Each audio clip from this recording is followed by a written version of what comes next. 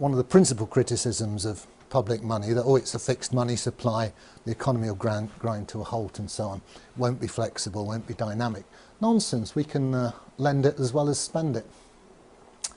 So in that case, we add on these two new money flows. The state lends it to, well, we don't want to lend it to any Tom, Dick or Harry perhaps. We want credit-worthy, what we might call principal borrowers. Typically a bank. And the banks could perhaps participate in reverse auction. The state could say, well, here's 100 billion new money, we're going to lend it to the best bids. Okay, you guys submit your IOUs and we'll choose the best one. So it's a nice free market way of doing it. It has a side effect that wholesale interest rates are set by the market and so on. So don't get fazed by people saying that our money supply is fixed and inflexible. There's other ways of doing it. Obviously the state can lend zero interest to public infrastructure projects as well.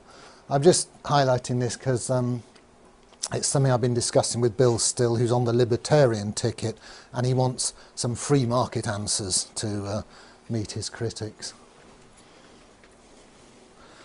Right, here's a basic operation. It's how the banks make their profit, among other ways. It's the main way they do it. So banks have this neat way of adding numbers to your loan. You know, you take out a £100,000 mortgage and you look at it in a few months' time, and if you've not been meeting all your payments, it's suddenly 101,000. Conversely, all the people who are making deposits with the bank, they get some interest added to their accounts. Not much these days, and the difference between what's added to loans, what adds to the bank's assets, and what's added to the customers' deposits, which increases the bank's liabilities, that's called the spread and gives the bank a lot of its gross profit. It also, of course, charges fees and all sorts of other little niggly ways of getting money out of you. But basically the interest rate spread is their business model. The bank, as we've seen, have operating costs, same as everybody else, leaving a net profit. And this net profit is then distributed, some of it to the shareholders, some is retained, and banks, as they go on year after year retaining profits, that increases that shareholders' capital account on the balance sheet. The bank gets more valuable to its shareholders. So here's a schematic of what happens to a balance sheet when the customer pays interest to the bank. Here's the balance sheet before assets. Remember that's all the loans and so on. Liabilities, all the customer's deposits. Here's a customer with some money in the bank. Unfortunately, the bank now is demanding that money from him as interest, and he pays it. What happens to the balance sheet? Well, the assets stay the same, all the loans. That money didn't get added to his loan, it was actually paid by him. Where does it go? Well, schematically, it ends up in the shareholders' capital account here, which grows by that amount. Other liabilities stay the same. Obviously, it goes through, in formal real-world accounting, it will go through the profit and loss account. But profit and loss accounts are regularly reconciled into the balance sheet.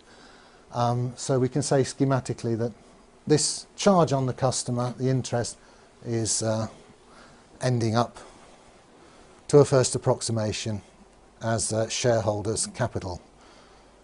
And remember, if you wind the bank up, this is perfectly spendable money. Yeah.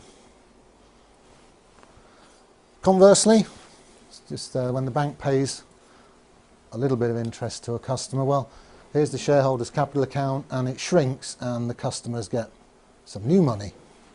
That's a liability to the bank. So it's just the opposite of the previous slide. There's the gross interest charged on loan. There's the interest paid back to depositor. The difference is the gross profit, which it's sort of a bit skew that it accumulates on the liability side of the bank's balance sheet, but all that means is that the shareholders have dibs on it, should the bank be wound up. Okay, I'll switch tack now to the basic structure of the UK banking system, which is a two-tier system. There's a bunch of banks, high street banks, Lloyds, HSBC and Barclays, etc. And the customers interface with those commercial banks. We deposit our money there and we take loans from them. Each of those banks has its own reserve account at the Bank of England, the central bank. As we'll see, the numbers here that the banks have on their asset side have different qualities to the numbers here, the ones we get to use, or renter currency. We can't get our hands on the stuff there, unfortunately, although we own it, the bank. So here's a schematic of the two-tier money system. Here's us out here in the economy using what are called broad money numbers. Those ones that have been lent into existence, they're just called broad money. There's a lot more of them than what's called the base money, which circulates between the banks.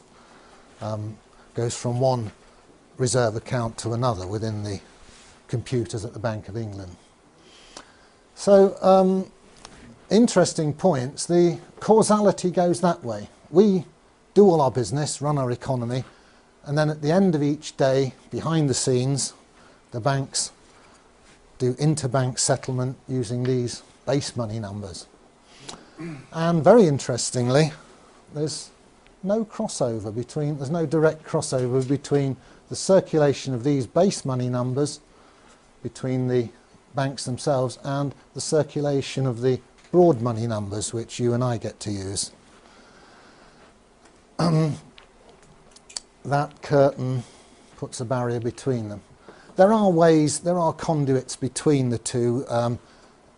Technically, you can buy and sell gilts here, and you can buy and sell gilts here, and the banks can order physical cash here, and we can get hold of physical cash. But as regards the electronic money, that's more or less all of our medium of exchange, these two circulations are disjoint, they don't cross over. Mike Black is going to explain this more fully this afternoon, or later this morning, later anyway. So, here's the overall picture. There's the money numbers that we use. They come in and out of circulation as loans are taken out and repaid.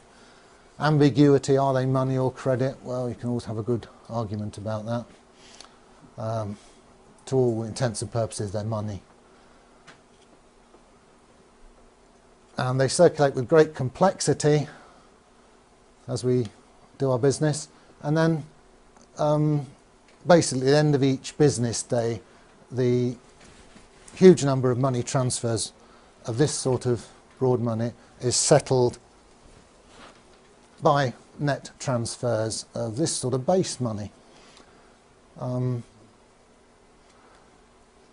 As I said, there's far fewer of these base money numbers. They're internal to the banking system, and crucially they're issued debt-free by the Bank of England. It's been doing quite a lot of that lately with quantitative easing. The more money numbers you have in this part of the system, the more easily the banks can settle their differences at the end of each day, because they don't always actually transfer the numbers to each other. Sometimes they have to lend them to each other, and of course then you've got to trust that the bank you're lending to is going to pay you back, and if they look a bit shaky, you're a bit more reluctant to lend to them. So it's quite complicated what goes on here, the inner workings of the system. I like to think of it like this. Because of the disconnect between the two circulations, we're almost moving to a system where we the people, the users, get to use these funny money numbers, and the guys running the system are settling up between themselves at the end of each business day using these other numbers.